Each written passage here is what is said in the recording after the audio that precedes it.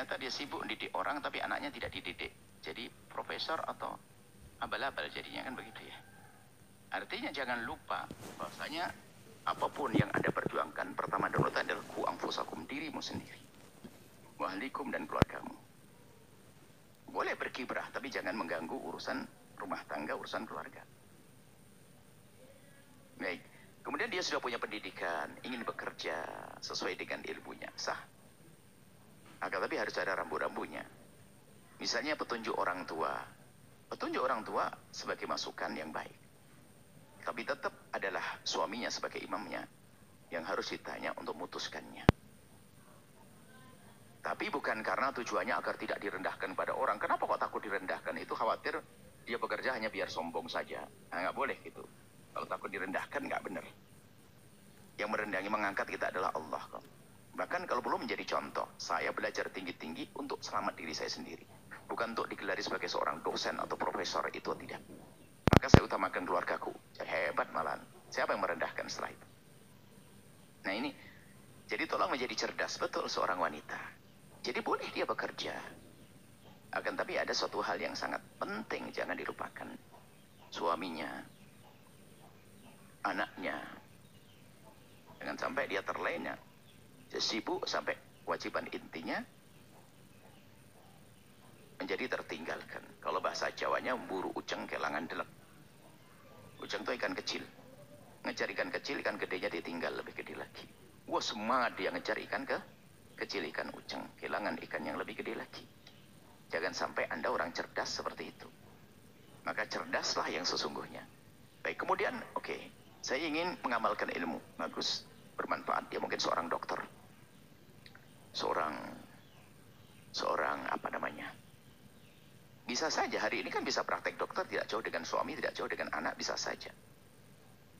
Dia bisa membuat praktek yang terhormat, dia bisa setiap saat menyapa anaknya, bisa mengelus kepala anaknya, bahkan bisa membedaki anaknya di saat tidak pergi sekolah.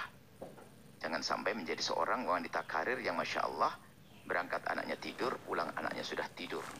Nggak pernah merasakan bagaimana memandikan, indahnya memandikan anak, sama membedaki anaknya dengan penuh belepotan yang unik, lucu, dan menghibur hati itu.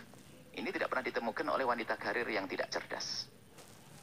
Wanita karir tidak cerdas tidak menemukan itu semuanya. Jadi tidak tahu apa yang dicari. Oh, jadilah wanita karir yang cerdas, benar dong. Oh, Anda wanita karir hebat. Maka kewajiban-kewajiban. Sehingga ada wanita karir ngejar, tidak tahu apa yang dikejar. Dia itu nggak ngerti bagaimana mesra dengan suami, karena kerjanya sibuk terus. Padahal kalau dia mengukur, mau berpikir dan kecerdasannya, berapa sih harganya kemesraan dengan suami? Semalam indah mesra, diskusi, ngobrol, yang indah dengan suami berapa harganya? Cuman karena dia telah diperbudak oleh ambisinya, sehingga menjadi wanita karir yang tidak pernah menemukan keindahan. Yang katanya cerdas, nggak cerdas, katanya profesor, wah nggak benar dia. Keindahan itu yang dicari dong. Jadi jangan sampai keindahan dengan pasangannya menjadi hilang dong. Bahkan sebagai wanita karir yang cerdas adalah ilmu yang Allah berikan, profesinya untuk memperindah yang ada di dalam rumahnya.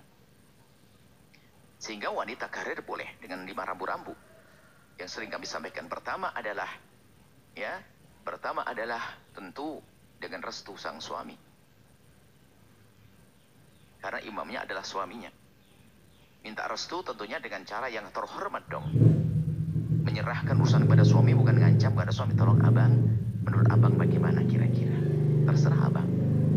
Aku kan makmum sayang. Karena itu baru indah. Tapi ada mintanya nyerem, abang. Kebutuhan kita banyak. Gaji abang nggak cukup. Kalau sampai gini terus gimana abang? Izinkan saya mau kerja ya? Duh, oh, serem banget ya. Suaminya nggak bisa ngomong tidak. Iya. Orang minta izinnya serem begitu. Minta izinnya serem. Nah ini. Pertama, suami. Kenapa? Keindahan. Dimulai dari sini. Jangan sok. Mungkin suamimu adalah di bawahmu dalam segi ilmu. Tapi dia tetap imammu, wahai wanita. Keindahan itu mahal. Anda harus paham makna keindahan di sini. Pertama, izin suami. Yang kedua adalah tentu tidak meninggalkan kewajiban yang lebih besar lagi. Termasuk, mohon maaf, menyenangkan suami adalah bagian daripada kewajiban. Sebetulnya kita jangan Kalau kami menyenangkan suami disebut sebagai kebahagiaan, sebagai kewajiban, kami kok kurang cerdas sepertinya. Bagi seorang istri, menyenangkan suami adalah sebuah kewajiban. Ini koknya seolah-olah istri ini nggak pernah punya keindahan ya. Kenapa tadi dianggap ini adalah sebagai agenda termahalku adalah dengan suamiku? Oke itu dong, bukan menyenangkan suami saja. Aku sih biasa-biasa saja, kan jelekit itu. Biarpun kaidahnya memang seperti itu dalam rumah tangga adalah senangkan pasangmu, jangan pikir engkau bersenang-senang. Akan tapi pada akhirnya lihat, senangmu adalah di saat engkau menemukan suamimu senang. Itu kan kaidah sadah ketiga. Senangmu adalah di saat melihat suamimu senang. Nah, kalau melihat suamimu terlantar, pusing, sakit kepala, gara-gara engkau ogah-ogahan, itu kan problem dalam rumah tangga. Gara-gara Anda capek kerja, ngelembur siang malam dan sebagainya. Itu biasanya katanya ada S3, es krim namanya. Kenapa kayak lihat outfit apa? Hah? Ya betul-betul wanita-wanita begitu harus saya ginikan. Karena dia tidak pernah jadi laki-laki. Betul Pak itu. Ternyata indah itu mahal, wahai para wanita karir. Kedua adalah jangan Anda meninggalkan kewajiban inti Anda. Yang ketiga adalah pekerjaannya tentu yang terhormat. Halal dulu. Halal. Yang keempat, pekerjaan yang terhormat. Sesuai dengan kemuliaanmu sebagai wanita solehah. Jangan asal kerja. Kerjaan nggak bisa jelas. Anda dilempar ke sana. Kumpul sama orang nggak jelas. Dilempar sini. Loh, Anda ini nggak bisa memilih atau bagaimana? Anda harus kerja terhormat. Yang kelima, ini yang terpenting. Wahai orang yang bekerja kayak tadi yang diceritakan. Yang kelima adalah tidak menjadikan dirimu sombong, akan tapi Anda justru semakin tawadhu kepada suami. Bahkan mungkin ya harus tawadhu, jangan sombong. Sebab problem ini yang terakhir yang paling parah. Sehingga mohon maaf, coba dicermati. Banyak janda-janda karena dia sukses. Perempuan sukses gampang menjanda. Karena kalau punya masalah langsung cerai saja, aku punya kok, aku bisa. Wah ini. Padahal kalau yang nggak punya apa-apa, kalau punya masalah dengan suaminya, marah sebentar, suaminya pergi, minggu depan positif, hamil kembar 2. Jadi perempuan itu adalah marah sebetulnya sesaat, laki juga sesaat. Hidup rumah tangga itu marah itu biasa. Cuman di saatnya, semuanya pandai menyelesaikan permasalahan, nggak akan jadi permasalahan panjang, perceraian nggak. Tapi kalau perempuan, karena dia lembut, dan alhamdulillah hak cerai itu kenapa diberikan oleh Allah kepada kaum pria. Sebab kalau hak cerai diberikan pada kaum perempuan, kan nikah 4 hari cerai. Sebetulnya ya kan cerai saja. Cuman kami juga ingatkan pada kaum pria, wanita itu begitu lembut, indah. Sesuatu yang lembut itu sensitif, sehingga beban sedikit terasa berat, sehingga kosakatanya pun jadi sempit.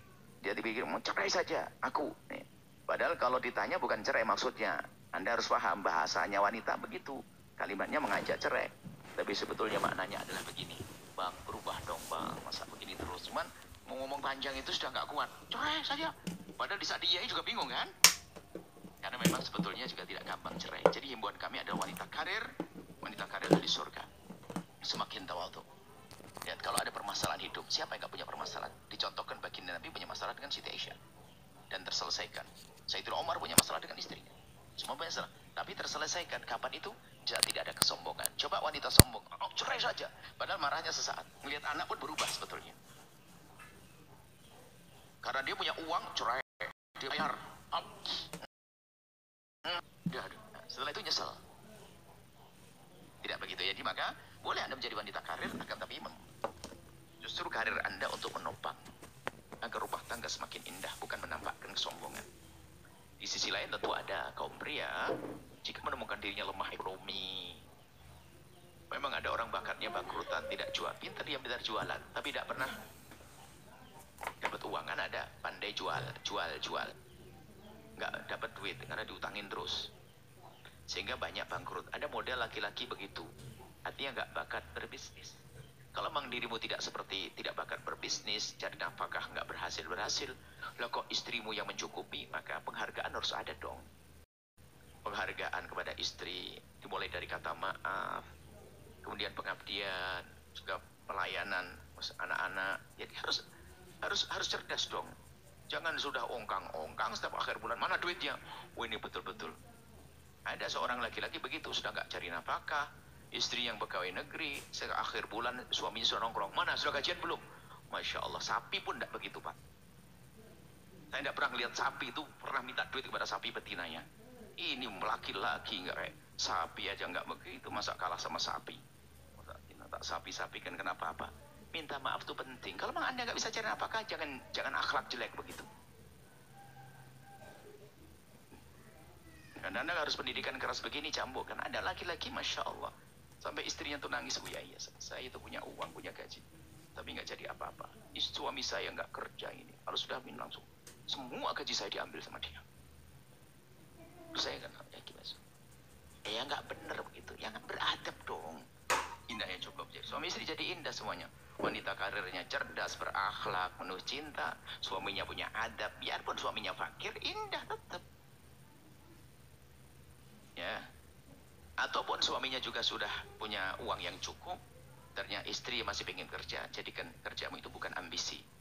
Ada sebagian wanita yang kami temui, bapak suaminya mah banyak duit, wah bos kok dia, cuma istrinya kerja itu hanya suka-suka agar bisa bangun masjid, bantu pondok, senang-senang, sehingga urusan dengan suami tetap maksimal. Itu baru perempuan cerdas. Dia bekerja hanya hiburan, kesenian, selingan, bukan ambisi sampai lupa dengan suaminya. Giliran ketemu suami sudah capek, besok saja bang, besok saja bang. Ini kan perempuan-perempuan yang gak cerdas begitu ya. Harapan kami semuanya indah, suami istri.